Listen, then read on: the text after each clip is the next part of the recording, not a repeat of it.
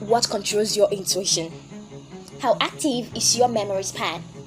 Meet David Edet Orok, the founder and president of Nigeria Memory Championship, an annual one-day event for mental athletes with competitors of age 10 and older to compete for the opportunity to be recognized as the national Nigerian memory champion. He's also a reputable memory athlete driven by the passion to revolutionize education in Africa. David is also the founder of Space Technologies, a tech startup that connects freelance entrepreneurs, founders of startups, and students to affordable workspaces closest to them through a web integrated platform. You can't afford to miss out on this. Visit www.childrensacademy.com/QLS2020. Your mic is connected right now. Yeah. Yeah, okay, I'll start from the beginning. Am I loud enough? Yes, you're loud enough now, sir. Okay, good afternoon, everyone. Okay, Good afternoon, sir. Welcome, sir. Thank you. My name is Dean Orok, and I'm a memory athlete, also an entrepreneur. And today I'm going to be talking to you about how I got to memorize 200 digits during the 200 digits in 10 minutes during the recently concluded African Memory Championship motivation. Okay, so first of all, I'd like to start by saying that the human brain is way more interesting than people understand it to be. Okay, it's the best machine in the whole world, and the only way you can actually get to be able to utilize it 100% is if at all you get to understand the things I'm about telling you today. Okay, I hope everyone is hearing me. Okay, so today I'm going to start by telling you about how the human memory really works. And okay, some people are saying they can't really hear. Hello. Hello. Teacher, I think when you put your mic close to your mouth, it's clearer. But when you go backwards, it becomes less. Is it good now? Very good now, yes, sir. Okay, alright, so I'd like to start by telling you about the human memory. I'm going to tell you some very interesting stories. I'll tell you about the memory palace, tell you about how I understand the human memory. I'm going to tell you about how to remember numbers. I'm going to tell you about how to store information in a familiar place using memory palace. Okay, so this is how we start. First of all, the human memory doesn't really like the whole concept of logic like we were taught in school, right from nursery school days. Okay, the human memory doesn't like logic. It likes ridiculous images. It likes fun. It likes interesting, crazy stuff. Okay, and that's exactly the kind of thing that happens. That's the kind of understanding that memory athletes, that's people who get to compete to remember things in memory competitions such as US Memory Championship, African Memory Championship, and of course, very soon we'll have Nigerian Memory Championship. Okay, so for every single thing that you want to remember, you're going to have to make it very interesting. You're going to make it funny. You're going to make it. It has to be something that you get to visualize. It has to be something that is you can see in your mind's eye. I'm very sure that most of us were already taught that to be able to remember something, you have to repeatedly tell yourself that thing over and over again, right from nursery school days and then secondary school days. Everyone got to use routine, repetitive way of remembering things. If you want to remember something, you have to just sing it to yourself as many times as possible, or get to say it to yourself as many times as possible. But it's actually different from memory athletes. It's very, very different from memory athletes because memory athletes get to store information in pictures, and human memory happens to really, really enjoy receiving information in form of pictures.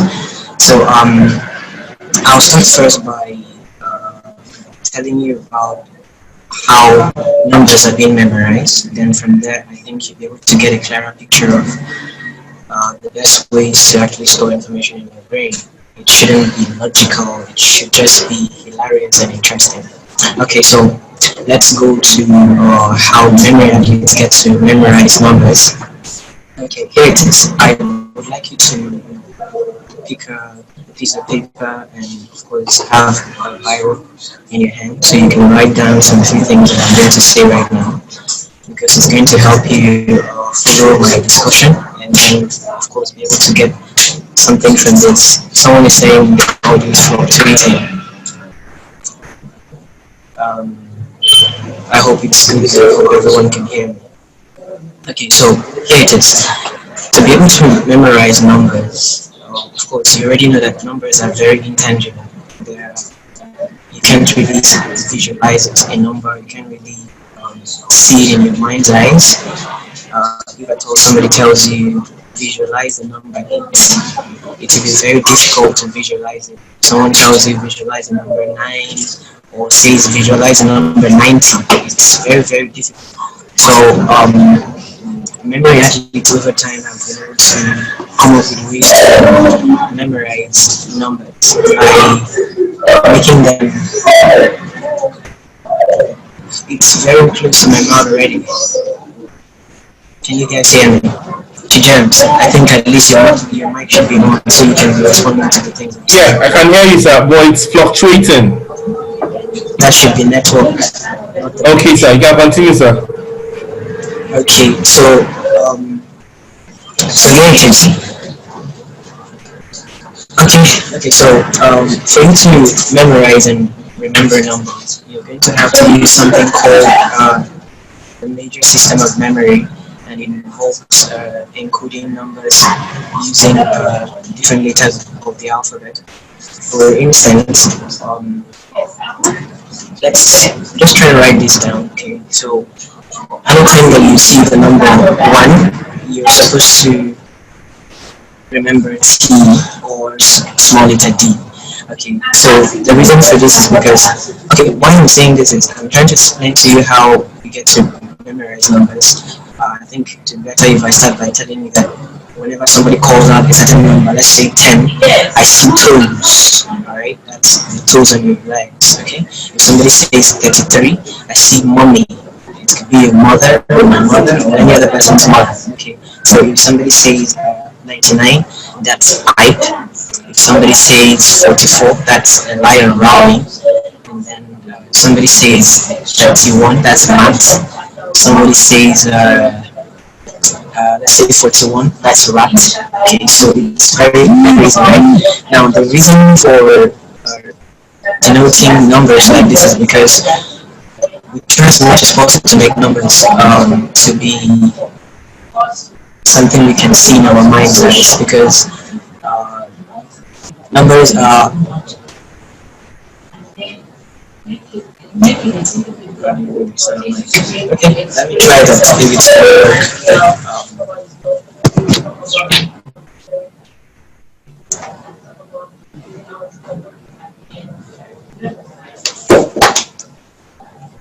okay, so James and everyone else, can you guys hear me now? Yeah, I think it's better right now. It's better and it's clear. Yeah. So,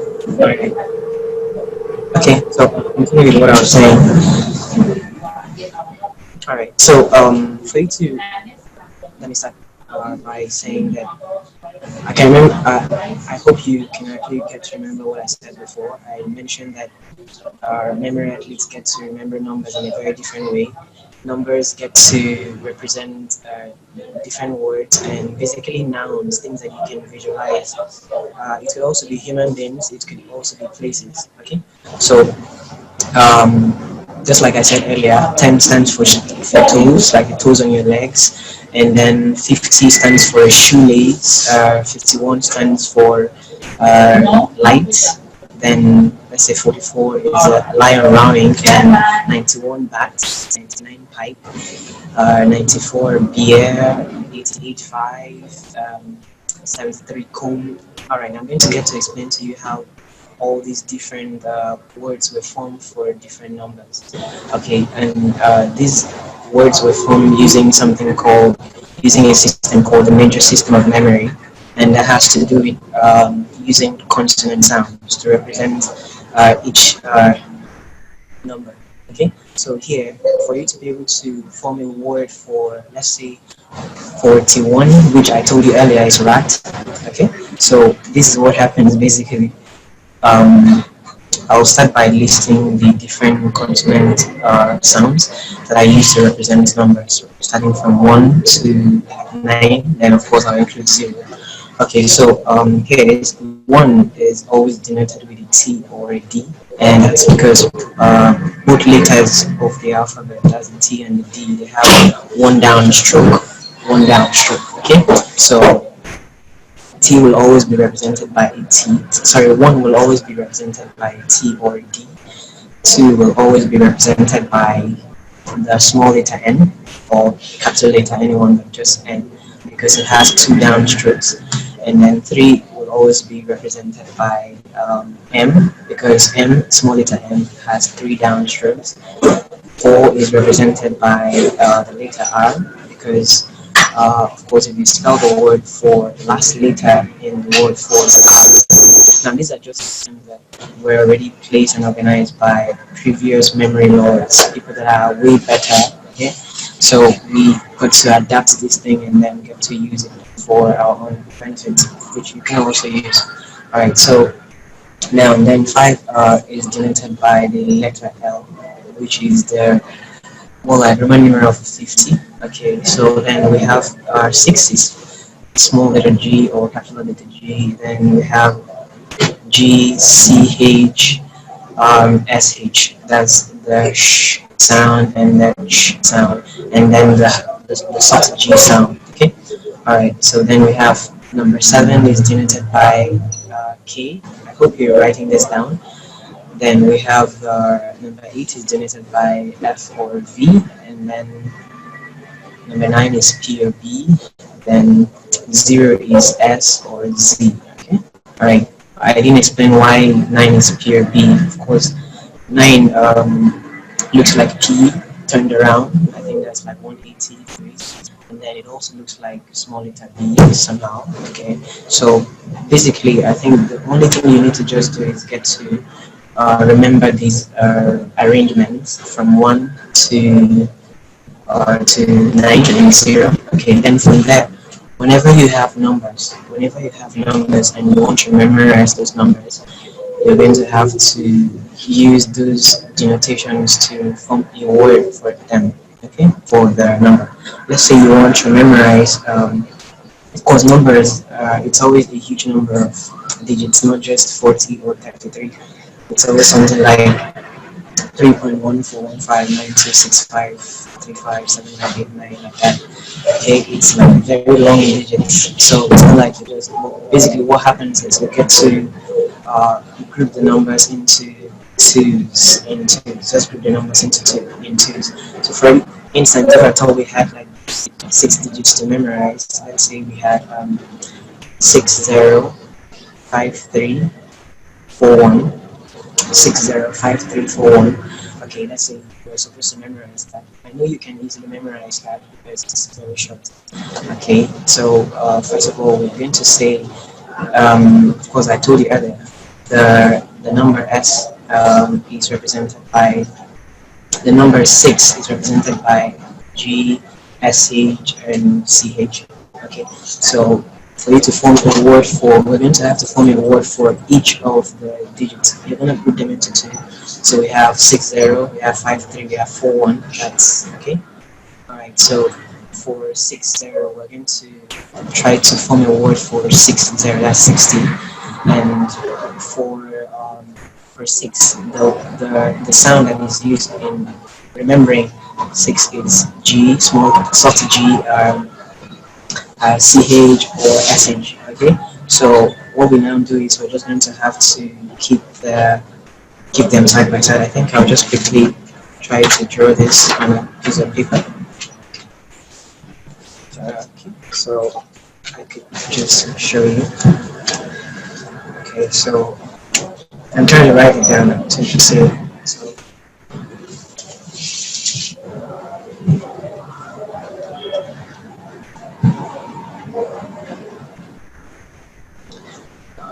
Okay, so something like this.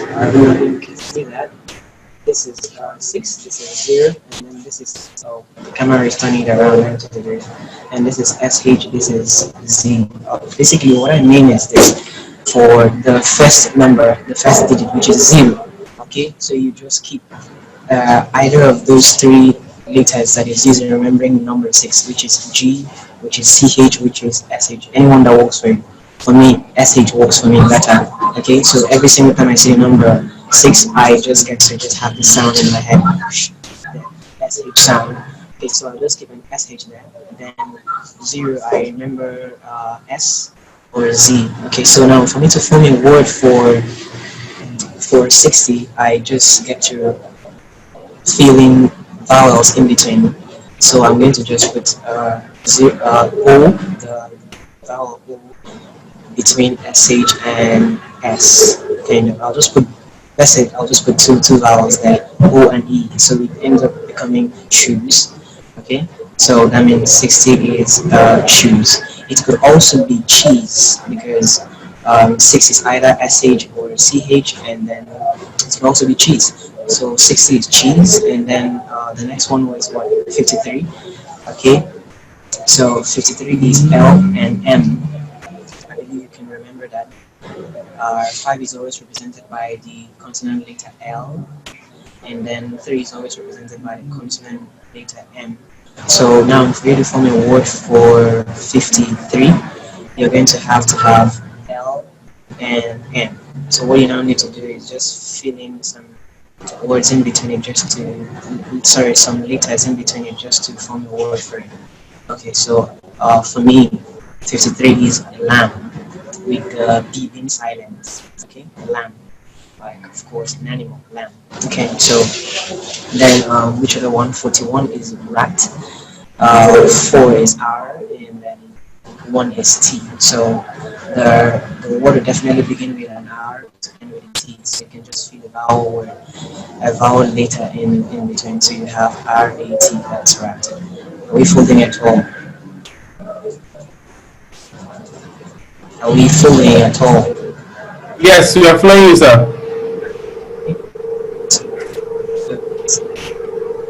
That's first step for remembering numbers. And after you're done learning how to convert your numbers to words, we call them peg words, right? The other ones we call peg letters because basically the reason for calling them peg words is because it's helps to hold a number in your head.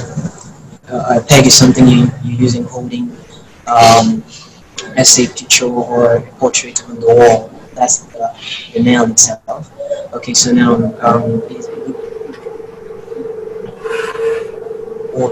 for instance, so you need several pegs to pin things to this mighty wall. Okay, so you can actually get to use the peg words to just get to pin different information that you want to remember into your brain. Okay, so I will just run down the different. I'll run down the peg words from 1 till maybe 20, or yeah, just so you can get to.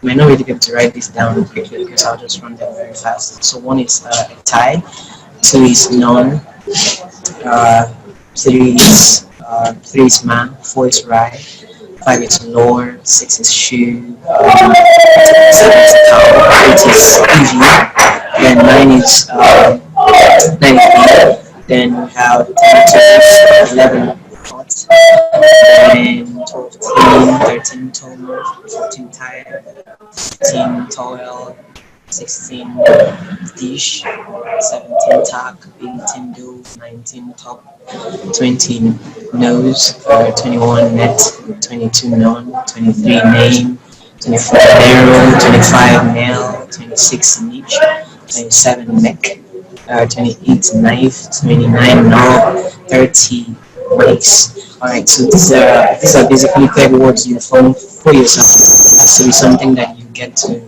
remember like perfectly, okay, before you get to start trying to memorize very long digits. Okay, alright, so the first stage, like I said, is you get to remember the different peg letters of the major system. Then from there you get to create peg words for your numbers. That's from 1 to 99, 1 to 1000, as much as you can create, because whenever you see long digit numbers, you're going to have to chunk them into twos. Like if I told you to give 20 digits to memorize, what you need to do is you're going to chunk them into twos. That means you end up memorizing 10 information. Basically, instead of memorizing 20 information, you now be taking just 10. Alright, so you just chunk it. There are several other different ways to memorize things, and there's person action object that makes it even way simpler. I won't really go into that today. Okay, so okay, maybe in the evening session I'll talk about that particular part. Okay, so we have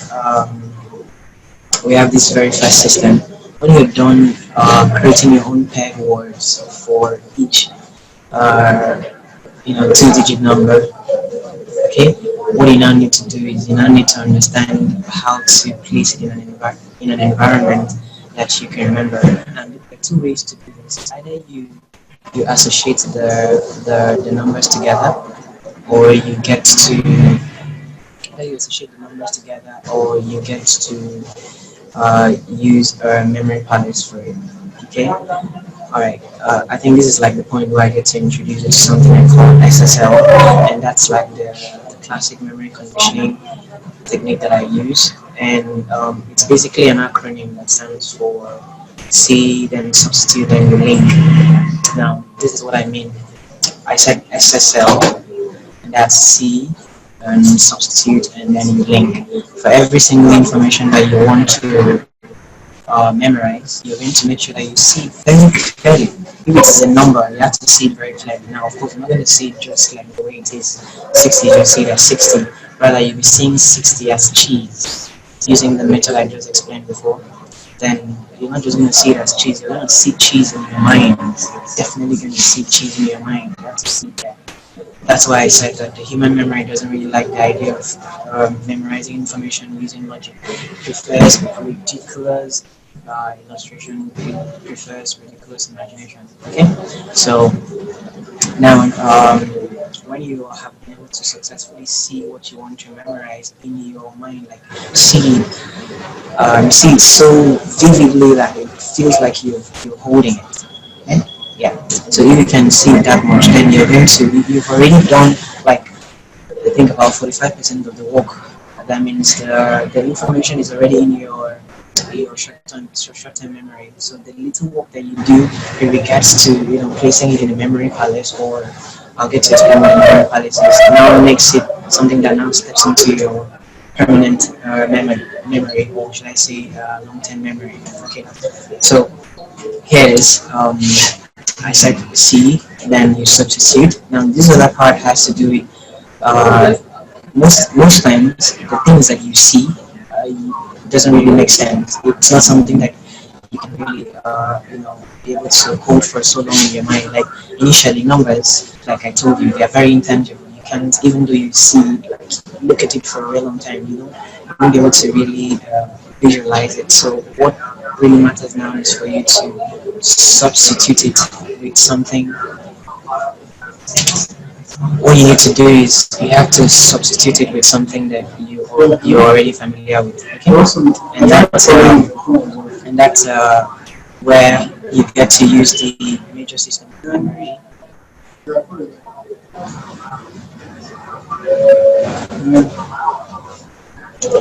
Some persons are saying they can't hear me. We can hear you, sir. Okay, so it's you too. Okay, so here it is.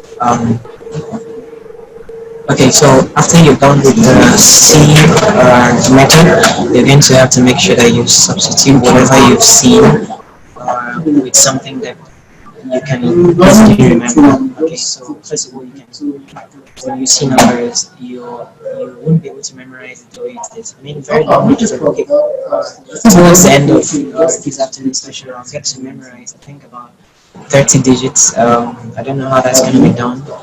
normally in an audience, I normally ask people to come up, and then maybe one person gets to hold paper and then write random 30 digits or 50, however the case may be, and then they get to read it for me, and those get to read it one. I don't know, TJ, I don't know how we're going to arrange that, so I could somehow get to prove that it's really pretty easy to memorize numbers, even if it's a number that you've never seen before.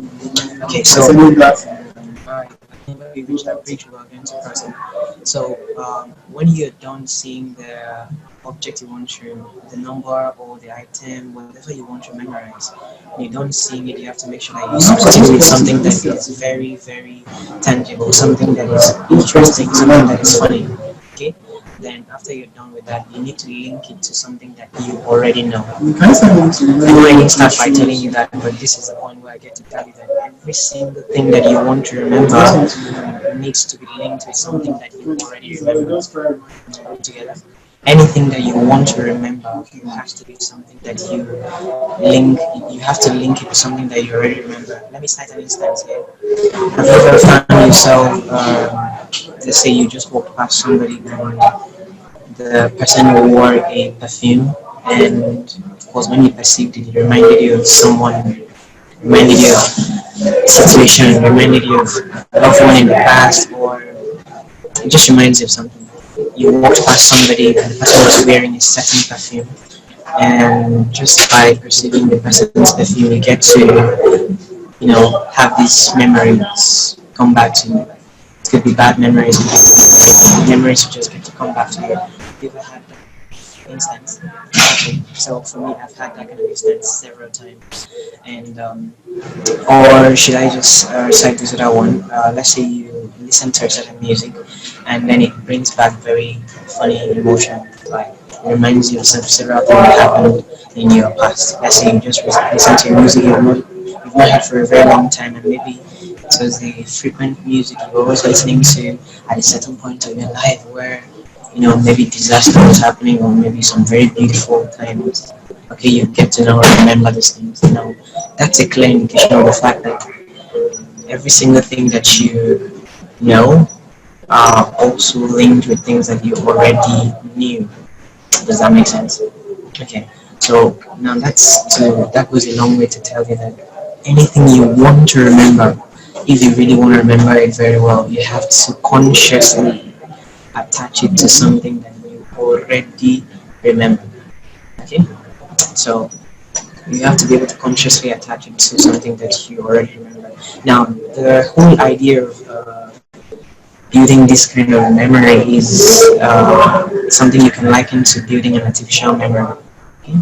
Not AI, not artificial intelligence, but artificial memory, because it doesn't work independent of your real memory. It works alongside of it, but it's a bit different. It's a little bit efficient. Not a little bit. It's more efficient than the normal one, but of course it works with your normal memory. Now, because this one is more like having systems that you use in remembering information. Okay. All right. So that was why I had to cite that example because of the last classic memory conditioning step, which is link. Right? There is C, there is substitute, there is link. So now I believe you already understand that. Maybe at some point I'll get to cite an example where you get to link. Right? Okay. So now, one of the ways you get to link the thing that you want to remember is by using a memory palace. So here is me. I'll be telling you another story, and I hope it gets to somehow gets you closer to understanding what I'm about saying. This is a very, very strange topic that we're talking about right now. It's not really something that you easily hear people talk about. It's completely strange, and it's something that it's really nice as well. Okay, so let me tell you a story about some very interesting memory athlete. I think he was like the first of all of us, and his name was Simonides of Seals. Okay, all right. Simonides existed around I think about 500 BC backwards. Okay, so He lived in Greece, and then as at that time, there was no papyrus, that there was no paper. There was no paper. Paper is papyrus. So anytime you want to, uh, get to make a presentation to people, let's say you're preparing to talk to people tomorrow, you don't get to write your speech on a paper. There was no paper. You get to do something called memory writing.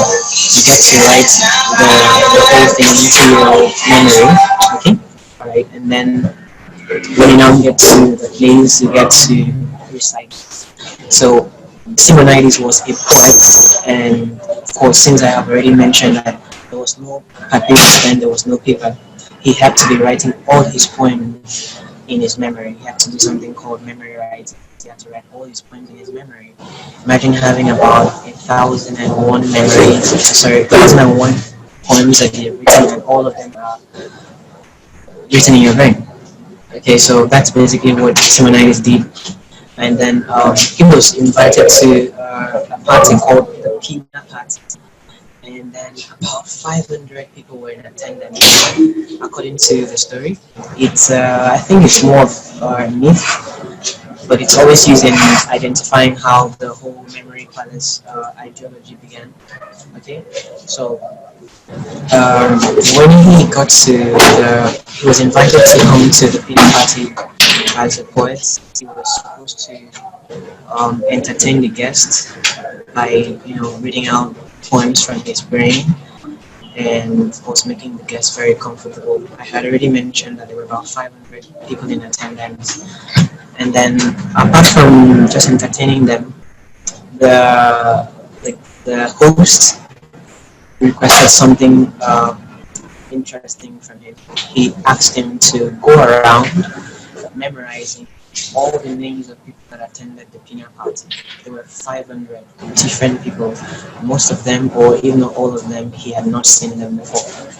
Now, he had a task of going around and then getting the first and last names of all the attendees, and he went table by table, asking them of their first name and their last name. So when he meets you, you'll be like, my name is Mr. Samuel Thomas. He memorizes it. He moves to the next person. My name is Diana Basi Ekomo. He memorized it. So he did that to all the 500 people that came for the dinner party. Okay? And then the interesting thing was that when he was done, with the memorization of the name of people that came, he also did his presentation. He recited the poetry that he had come with in his brain. And then, according to the story, after making his presentation, he was called by someone. He was called to step out of the building. Someone wanted to see him. So, as soon as he stepped out, I think about 5 or 10 minutes, according to the story, the building had collapsed, crushing everyone beyond recognition. The building killed everyone, all the 500. But the guest, I think the host was outside. Okay, so everyone was crushed beyond recognition. And then the owners of the dead wanted to just be able to identify their dead and, bury them. Okay, pay them their last respect. So, the only person that could remember the people that came and possibly the place, their sitting arrangement where they sat, the Simonides of Seals, and they chatted him up, and he was able to conjure from his memory. He refelt the entire venue, the auditorium where everyone was sitting, and then from there he now went from one point to the other to identify the dead. Now, the only way you could validate that his identification was correct is by looking at the clothes that each of these deceased person was wearing, and all of it was so correct. Now, how did Simonides do this? He was able to place all the names he gathered. First of all, what he did was this: he he converted their names into pictures that he could easily see in his mind. Not basically their faces, the way their faces are. Of course, it's very complex. So what he did was there's a system to remembering people's faces and their names, and then when he converted the names and faces into a picture, he was now able to create it in a memory palace, somewhere very familiar. A memory palace is an environment that you're familiar with. It could be your current house, it could be your former school, it could be it should just be anywhere. It could be your church environment if I told you frequent your church a lot. Now, a memory palace is a place where you can easily visualize in your mind, easily see it in your mind. You could walk around in your mind. For instance, I went to a secondary school in Akron State. That's in Veterinary Science College, and that happens to be one of my memory palaces because I can easily walk through from the gates to the hostel to the refectory to everywhere. I can just roam around the entire school in my mind, just sitting down one place.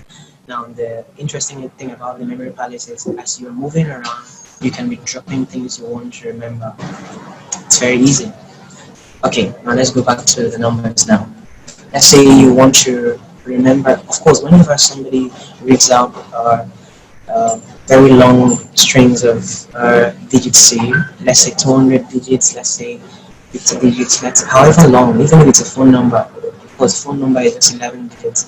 Now, what basically happens is that you can first of all use the major system that I explained. Use the major system to convert the digits to words. Group them in twos. All right, that's one way. Okay, you group them in twos and then give words for them. For instance, if I told you to memorize my phone number, okay, and that's 081 065 33922. So here is what you do. You are going to group the numbers in twos. So we'll have 08, right? We'll have 10. First of all, just write down the number so you can possibly get to group it yourself. It's 081 065 33922. Okay, so now we group them into one digit will be left out. That will be the last two.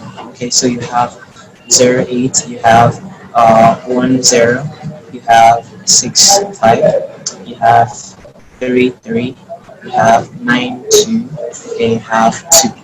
Right? So that makes it 2222. That's 5 2s and then 1 because one phone number is always 11 digits. Now, when you're done doing that, what you need to do now is you're going to have to use the major system of memory, like I said, convert the digits that you've grouped together into paired words. And then when you're done with converting them, this is something that happens in split seconds after you've practiced for a while. Okay, and so right now we're going to have the paired words for my phone number. That's 08 is safe. More like something safe, something you keep in your house where you put valuables safe. Okay, and then we have 10 toes on your leg. Then we have 65, that's shell. Then we have 33, that's mom or mommy. And then we have 92, that's a bone. And then last two, one. Okay. All right. So now what you just need to do is you have to link the peg words for the first two digits to the peg words for the next two digits, like that. You link them to the last. Okay. So now either you do it like that or you just place it in memory palace. I prefer to just place these things in a memory palace. And I think in the evening session I'll get to share my screen. I'll get to share the memory palace, how it looks like.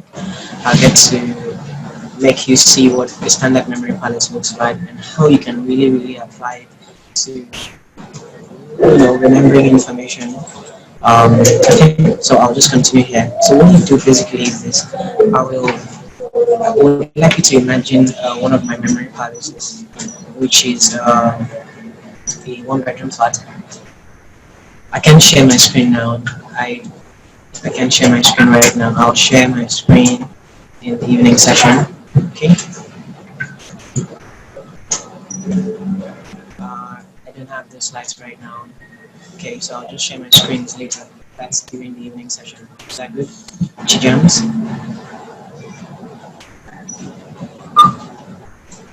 Oh, okay, so that's quite unfortunate.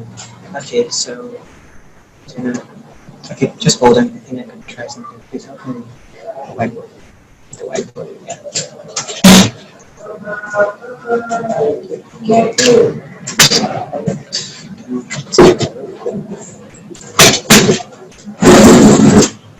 Please just hold on a second. I'm going to bring whiteboard and then we're going to try to start.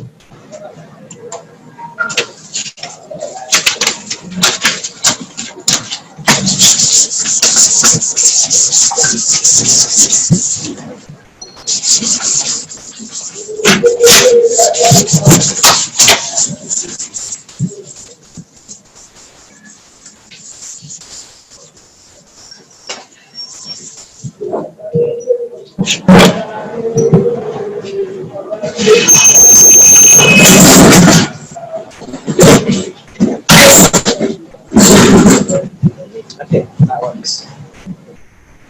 Oh, thanks, it works.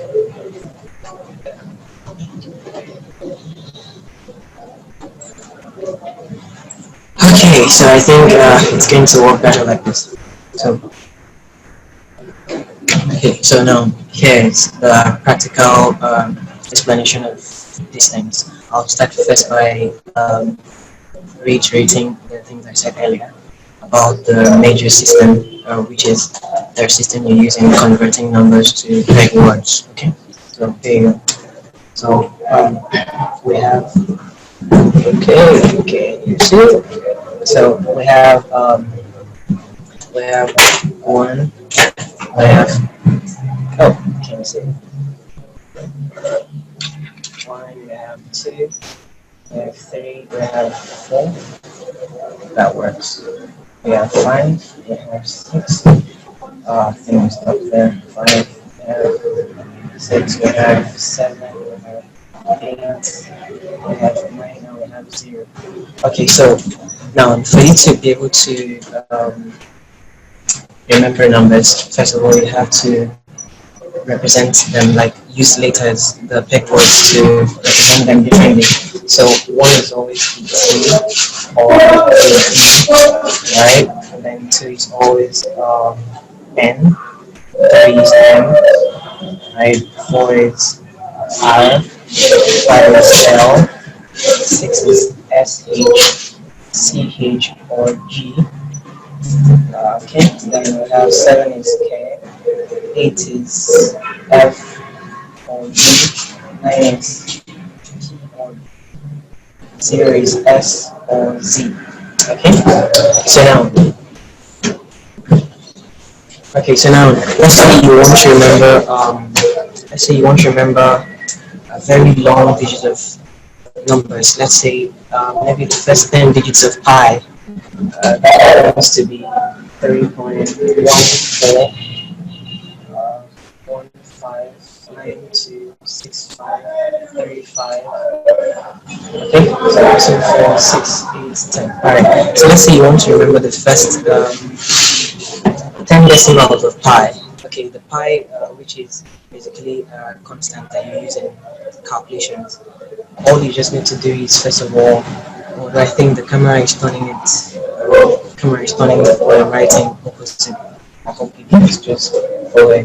So here, all we just need to do is put the numbers into twos. Alright, so we have 3. Of course, this is something that you should already remember, that the digits of pi begins with 3. So you now have 14. You group them into twos. 14, then 15, then 92, then 65, then 35. Okay, so I'm going to drop this. Okay, so when we're done grouping the numbers, you now get to place them in a memory palace. And just like I mentioned, memory palace is an environment that you are very familiar with, and it's a place where you can easily walk around in your mind's eyes and you get to, as you're walking through this environment, you're actually, you're actually dropping the different things that you want to remember, which is going to be in this case the peg words for the numbers that you're trying to remember. Okay, so Chijams, I think we should just try some kind of you just try to see me memorize numbers. What do you think? Hello, Chijams. Yes, I think that would be amazing. What do you say? I think that would be amazing. Let's try it out. Okay. All right. So who's going to help us? Who's going to be the volunteer? This is how it works. Somebody's going to volunteer to, write down. For the sake of time, I think we could just do maybe 25 digits or 30 digits. 30 digits. That's more like, or should I just say three phone numbers, for instance? Three phone numbers. So is there anyone that is available that will write down three phone numbers? Yeah, I'm available, sir. I'm available, sir. Okay. All right. So you're going to have to write down the three phone numbers, and you're going to read them out one digit per time. All right. So as let's say, for instance, you want to read out my phone number, you're going to say something like, you're going to say zero. I'll have to say okay. It would have been preferred if I could see it. Is it possible for you to write it down and then share your screen if I could see it? Okay, yeah, I can do that. Okay, let's do it. So you write down three phone numbers and share it on the screen so I can just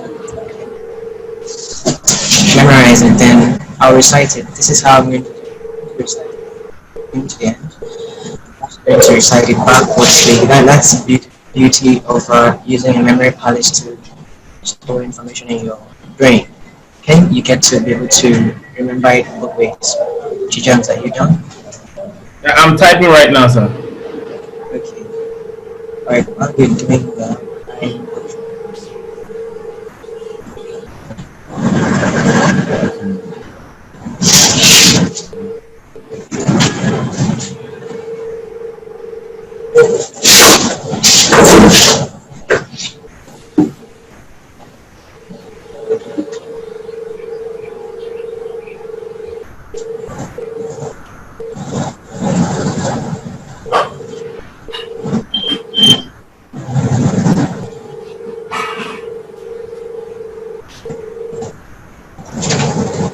Yeah, I hope you can see my screen, sir.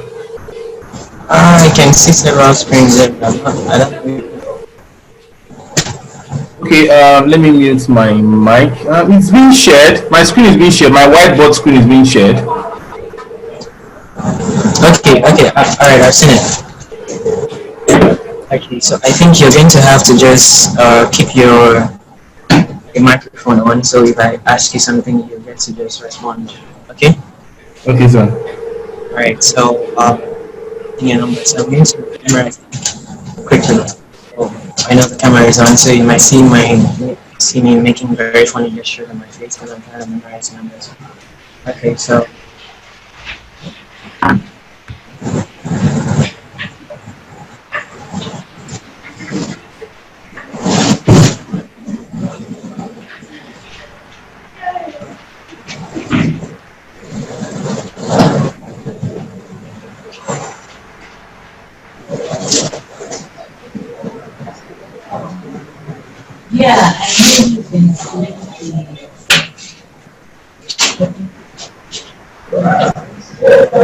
okay, I'm done with the first one. So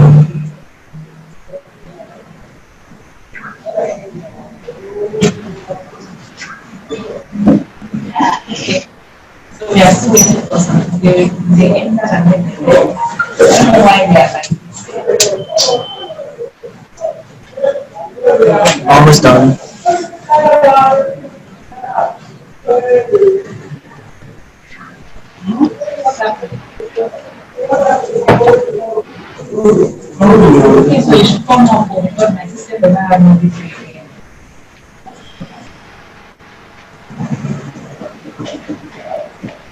Okay, the last number.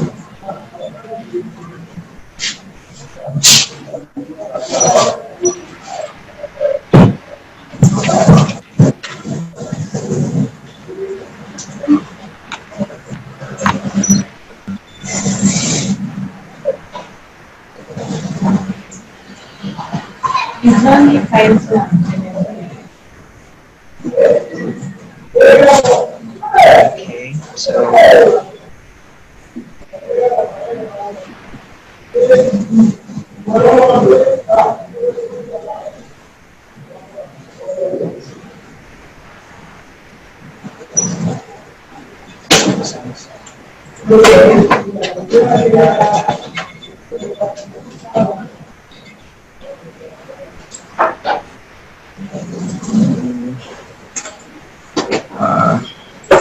okay, so I'm done. So you can take off the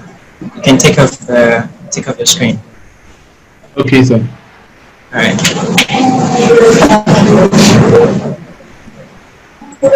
I'm waiting for you to take off the screen. Yeah, yeah. Have you taken it off? Yes. Okay, so okay, so all right. First of all, I'll start by I'll recite the numbers. I'll recite the numbers from the beginning to the end. This is how it's gonna happen. From the beginning of the first digit of the first phone number to, I believe the attendees are also seeing the numbers. You can show them, right? Yes, sir. Okay, so now I'm going to recite the numbers from the first digit of the first phone number to the last digit of the last phone number. That's how it's going to go. 0 to 11, then the next one like that. Okay, so this is me. I'm going to close my eyes. I'm going to recite it. So this is a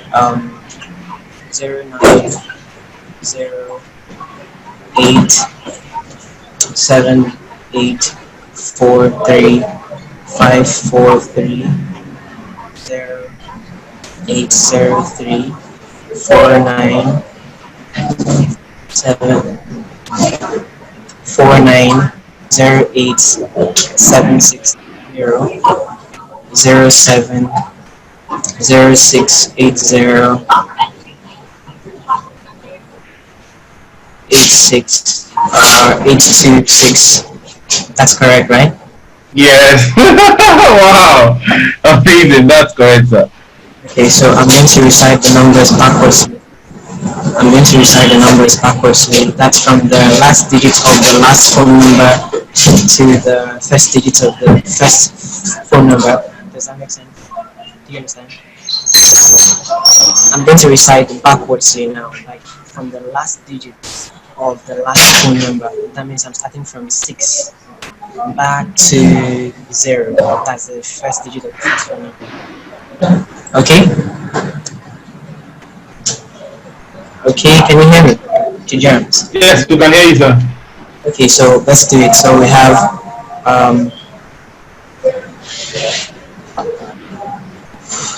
okay, so we have 6, we have 2, we have 8, we have 6, we have 8, we have 0, we have 8, we have 6, we have 0, we have 7, we have 0, we have 0, we have 6, we have 7, we have 6. Sorry, I'll have to say that again, Oliver. Sorry, we have, right from the beginning now, we have 6, we have 2, we have 8, we have 6, we have 8, we have 0, we have 8, we have 6, we have 0, we have 7, we have 0, we have 0, we have 6, we have 7, we have 8, we have 0, we have 9, we have 4, we have 3, we have 0,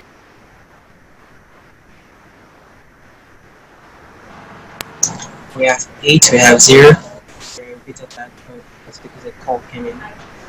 And then we have 3, we have 4, we have 5, we have 3, we have 4, we have 8, we have 7, we have 8, we have 0, we have 9, we have 0.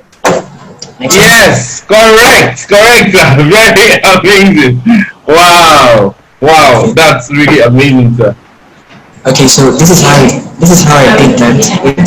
It's really simple, and it's something that you can apply to both numbers. You can apply it to any information that you want to memorize, any information at all. Now, just like I said earlier, I first of all you have to convert whatever you want to remember. You have to make sure that you so it's something that you can visualize. So just try to still show the screen to everyone that is seeing this presentation. In the screen for the numbers so I could possibly explain how it happened. Now, of course, we have 33 digits there, but now you can group them in twos. Not like group all of them in twos, just group the first phone number in twos. There'll be one left in each of the phone numbers. So we have 09, comma, we have 08, comma, we have 78, comma, we have 43, comma, we have 54. Okay, good. Everyone is seeing it. So we have 09, comma, 08, comma, 78. We have all of that. So all you just need to do is group them in twos, and the last digits of each of the phone numbers will be left out. Okay. So now, after you're done with that, you now get to declare each peg word for the digits that you've grouped. So 09 becomes soap, like you're bathing soap, right? I had already explained 0 stands for S or Z, 9 stands for a P or a B. So here, for you to create a word or a peg word for 09, it's going to have to start with an S, which is the letter for 0, and it has to end with a P, which is the letter for 9. And then you can now just put vowels in between just to form a word for it. So the vowels I use in between is O and A, so that makes it so. Okay? You can come up with your own, peg words, but you just have to follow the standards. Alright, so now when you're done with that, so we have 09 is soup, 08 is save, 78 is cave, 43 is room, 54 is Laura, a human being, then 3 is just my mom. Okay? Then we have the next number, 08 save, 03 SIM card, 49 is rope, 08 is another save, 76 is cash, then 0 is just 0 emptiness. Then we have 07 is that's socks you wear in your shoe. Okay. Then 06 is sage, or basically sage. That's SAGE. 80 is vase, like a flower vase. And then we have 86 is fish. 82 is phone, and of course then 6 is shoe. Alright, so now that you've finished creating peg words for each of these numbers, what you now need to do is place it in memory palace, place it in a place where you can visualize in your mind's eye. So what I did was I used one of my memory palaces that I'm very familiar with. That happens to be one parent file I mentioned earlier. So now this is how it starts. I just imagined. Now before you start using a memory palace, you're going to have to map your memory palace. You're going to map it from the first location. It's called Lucy. Some people pronounce it as Loci. I don't know which is correct, but you can just check that out. LOCI. So Lucy. So now you get to know your several locations in your memory palace. For instance, your front door might be your first location. Then maybe if I told you to open your front door, maybe the next thing you see could be for instance, your TV set.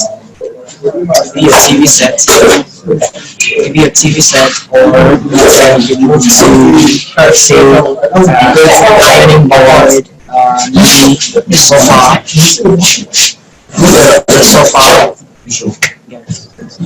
and then you move to the sofa, and then maybe you move to your room, you see your bed, then you have. Okay, so this is a bit complicated, but it's It's not really complicated. The idea is just to every single thing that you see in your memory palace, which happens to be either your school or your room. In fact, let's use your room for instance. Okay, so every single thing that you see that are very tangible, like your table, like your chair, like your wardrobe, like your portrait on the wall, like whatever you can see that is tangible, you can map them out. Like you can just put like you can just imagine that numbers are now on top of them. Right? That's you marking your Lucy because the numbers that you want to remember, they have to be memorized in order. They have to be recited in order. What happened. It has really been a very insightful time together with our speaker for today, Mr. David Edet Orok. He has literally blown us away. Wow, wow! This has been so amazing. Wow, I wish he can just come back so I can personally give him a very amazing thank you. It has just been wow. Like this is something that we can do with the human brain. Our brain has the capacity to do something very, very amazing. I hope you've been able to learn one or two things from today's training. And I know it's been an amazing time together. And I also know that some of you must have had questions. You have questions that you would want to ask. Um, Okay, I think he's coming in any moment from now. But even if he doesn't do that, let me just quickly send him a message on WhatsApp about that. Okay, I just contacted him right now.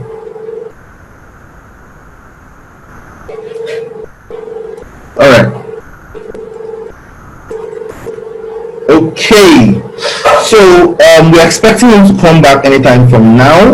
We're expecting him to be back from here. But it's really been a very insightful time where he told us about classical conditioning for classical memory conditioning for entrepreneurs, students, and global students. The good part about this is that you can actually apply this to anything: academics, business, entrepreneurship. It will help you become a better person. So, Mr. David has a full memory enhancement course that he has on Udemy.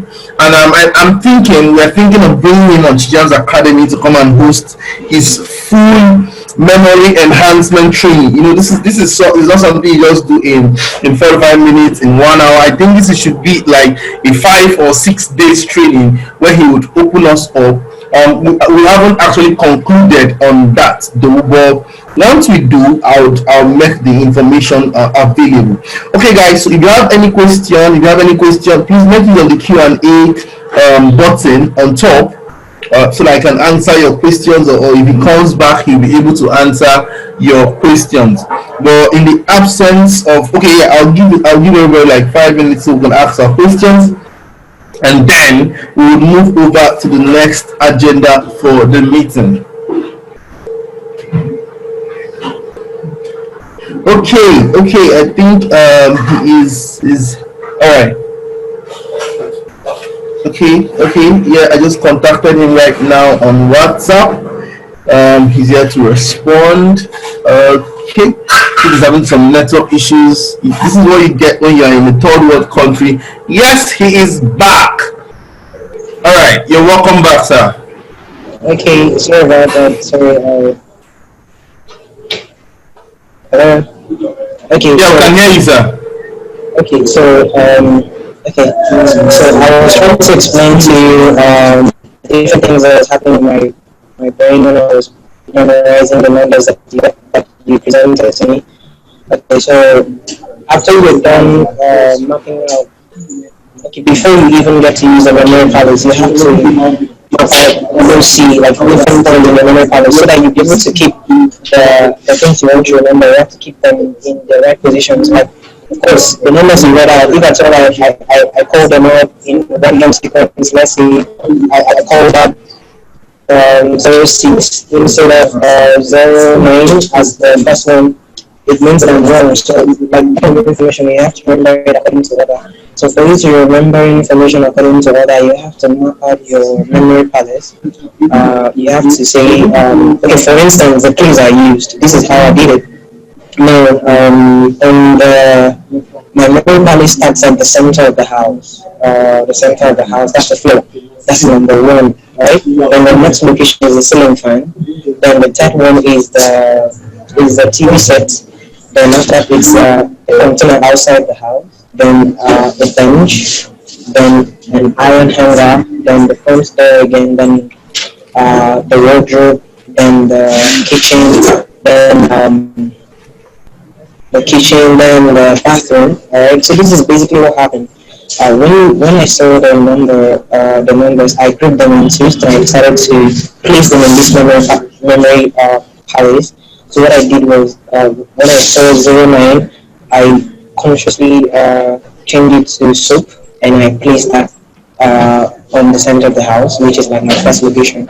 So now I didn't just drop it there like that. I had to make it very ridiculous. I had to create some kind of activity. I told you earlier that the human memory doesn't like logic; it prefers ridiculous situations. So what I did was I just imagined stepping on a very very large soup, very large, like it's very large, and I was just stepping on it.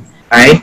So now my mind already finds that as very funny, and you get to remember jokes than you more better than you remember very interesting things, let's say your academics. It's very easy for you to crack a joke than it is for you to recite the first law of thermodynamics. Okay, so then the next thing I did was the next number, 08, which is save, where you put valuables. I had to hang that on my ceiling fan in my mind's eye, right? Had to carry a save. I didn't really have a save in my house, but I just had to picture one, and then I had to hang it using ropes. I hung it on the ceiling fan, and then the next item I was supposed to memorize is 78, and that's cave. So I just imagine that there's a big cave where we used to have our television set. Okay, all right. So then the next thing I had was there's a blue container outside the house, which is like my fourth memory low C. Okay, so I had to drop, and then the number I'm supposed to memorize at this time is 43. So what I did was I 43 is room, right? Room, like your room or something. So basically, room is not basically like a room. It's more like the country called room. So I imagine that room was buried inside the blue container, and which is already filled with water, just to make it ridiculous. And the moment you try to make it ridiculous, your mind already zaps it, it moves straight to your permanent memory somehow. Not fully permanent, except you get to recite it again. Like the numbers I just had now, I can remember it in the evening. I can remember it tomorrow morning. Possibly more days from now. But if I told I don't get to like I don't get to look at it again after let's say 3 days, I'll forget it. Okay, so you have to just look at the memory palace again and reinforce the things. So in summary, my time is almost spent. So I want to say that the strategy for remembering remembering things is basically making sure that you can see it clearly as possible in your mind's eye, and then you have to make sure that the ones that are not very clear, you have to make sure that you substitute them with something else that is clearer, something else that is more imaginative. All right, and after you've done that, it doesn't finish there. You need to now connect it to something that you already know. I believe that's the same process that I did, which you'll observe. I had to see the numbers, and of course they were not tangible enough. I had to now make them tangible by using the fairy words, and then from there I now had to link them to a familiar place, which is the memory palace, a room that I understand, a room that I remember. Now, I think a question might come up that says, is this system only good for numbers? No, it's good for everything. You can actually get to use it and remember words. You can use it to remember the pages in your textbook if at all you're a student. You can use it to remember the names of your customers. All right. You can use it to, if you're an entrepreneur, you can use it to prepare for a pitching exercise, of course, which requires you to have so much of the data in your head. Okay. So, and of course, this is a combination of using the substitution method. That's anything that you want to remember, you have to substitute something that you can easily remember. Then just bond that together with something that you already remember, which should always be a memory palace. Memory palace is very easy to create one. Just pick an environment that you can easily walk around in your mind's eyes, and then that's it. Very simple. Okay, so I was hoping to be able to see people that like the people that I'm talking to, but I haven't really been able to do that because I wanted to give out free copies of my book on plastic memory conditioning to the most active persons, but I think I will still do that. That will be subject to the discretion of the host of this program, so Mr. Chijam. So will, I think maybe you have been monitoring the people that have been sending in questions and possibly commenting. I don't know how you do that, but maybe you could just give me access to give me the names and possibly email address of you could tell them to drop their email address. I'll send a copy of my book on plastic memory conditioning. I will mail them to them. It's Okay, roughly sir. $9.99 on Amazon Kindle, but I'm going to give it out for free. So that's going to be for people who just want to improve their ability to remember information. So I really trust that my presentation was able to help you understand the rigorous process that happens in the minds of every memory athlete and possibly make you interested in the memory sport. Okay? So this is where I say thank you very much for having me. Wow, thank you so much, sir. Thank you very much. I really appreciate. Okay, guys, pick one for the giveaway. Sir Dave, how many people are you giving the book out to? People, 10 people. Okay, so the first 10 people to drop their emails on the chat box will get the free copy of the book. Okay, I think I'm gonna be number one person though. Okay, Okay. so I have a very quick question. I have a very quick question. Okay. Yeah, people are dropping um their emails right now. We have, okay. Am I able to compile them and send it to you later, probably in the evening? That would be Because cool. the That would be cool. emails are pouring out. So let me just quickly copy them out and then send to you. Meanwhile, okay, this is personal for me. I have an interview coming up. I think that's on Friday, and I think I have 1,938 pages to go through of materials to go through, and I want to ask, what can you advise me to do in this particular scenario? I've not opened the book. I just got the book today, and I'm like, what? 1,900 plus pages, and I'm kind of okay. So that's my question, sir.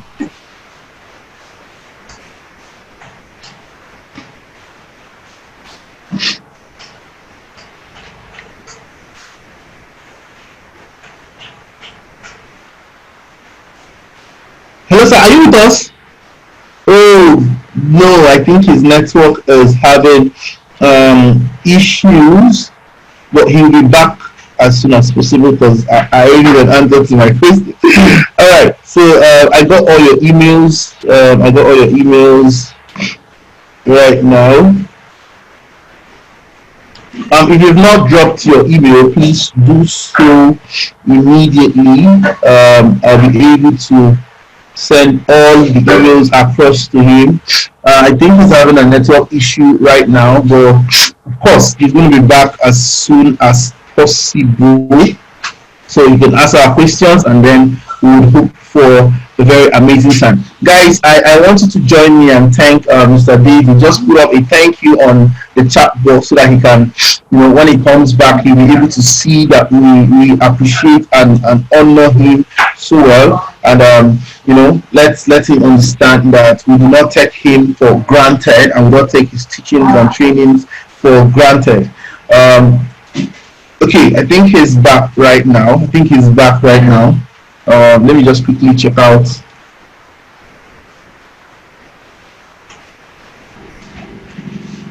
Okay. No, he is not. He's having network issue. Yeah.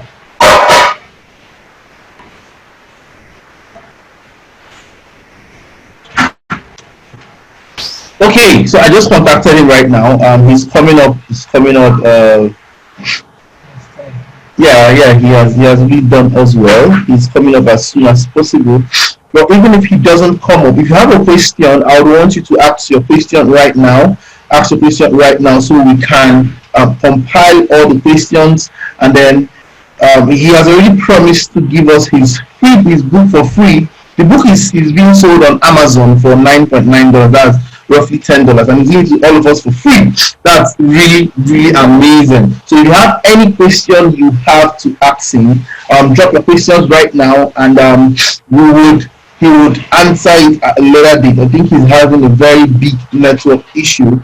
Be that as it may, we are grateful to him for being here today. We are grateful to him for sharing with us his mind memory mastery. I actually thought it was a joke. I've seen something like this before, and I was thinking probably it doesn't work out. But in all of our faces this afternoon, he proved it. I had to randomly generate these numbers with my laptop. I just randomly generated it, and I was surprised when he came up and he gave us the entire numbers. I was so shocked. But be that as it may, that means that everyone can do things like this. So I'm very grateful to Mr. David for this opportunity, for sharing with us. Yes, ladies and gentlemen, he's back. He's back with us right now. Let's hear from us. Okay. You're welcome, sir. You're welcome, sir. Okay, so I had your question before the network cut the call. So here it is. You have a huge material to memorize. Is that what you said? Yes, sir. Okay, so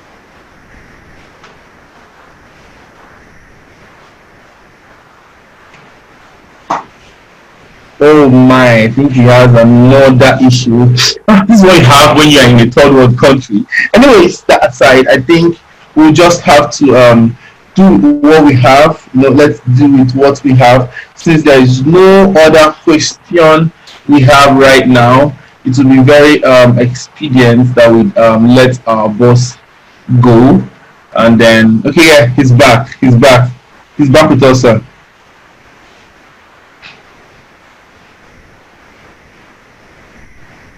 Okay, so I've compiled the first 10 emails, and we are good to go right now. So if you are sending your email right now, I'm sorry, we already have 10 emails for the giveaway, people that are going to win the giveaway. So, ladies and gentlemen, waiting for Mr. David to come back to join us. I would want to thank each and every one of you for being around with us today. And then, of course, I would. Okay, somebody's asking a question. What if the name starts with vowel? Emidion is asking, what if the name starts with vowels or have majorly vowels? How do we get it? Okay, so Emidion, I'm going to send this message to Mr. David so he can answer you on a private basis. That's if he doesn't come up right now, you'll have to answer the question at a later date. Okay, guys, I would want to still reiterate that this evening by 7 p.m. we will be having Dr. Kelechukwu Okamike with us.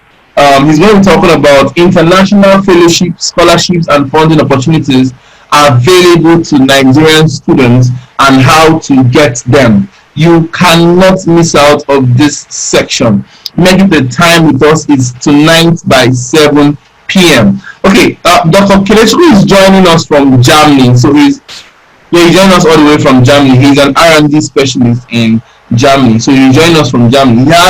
Our time frame is different from his, and he has graciously accepted to speak with us by 7 p.m. Nigerian time. It's very important to note that he is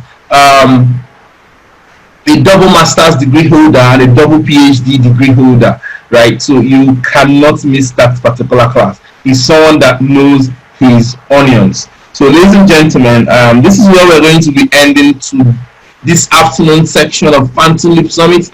Thank you all for coming around and for being with us. We appreciate each and every one of you. Those on Facebook, we are giving you a high five.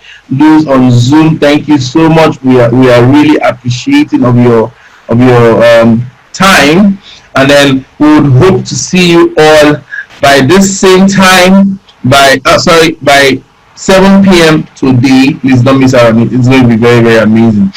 Okay, so on this note, we are ending to this afternoon section of Quantum Leap Summit. We have one question that is left unanswered, which we would have to send to um, our speaker for today, and he will send you an email. Okay, so we've got your email here. You will receive an email for your answer. All right, thank you so much, guys. Thank you so much, guys. Please, I'll see you guys this evening by 7 p.m. Remember, if you want to become a memory giant, consciously attach what you want to memorize to something you already remember. See clearly in your mind. Clarity is the most important thing. And of course, always remember there is power in having a memory palace. Do have a great time. I'll see you again by 7 p.m. Bye bye.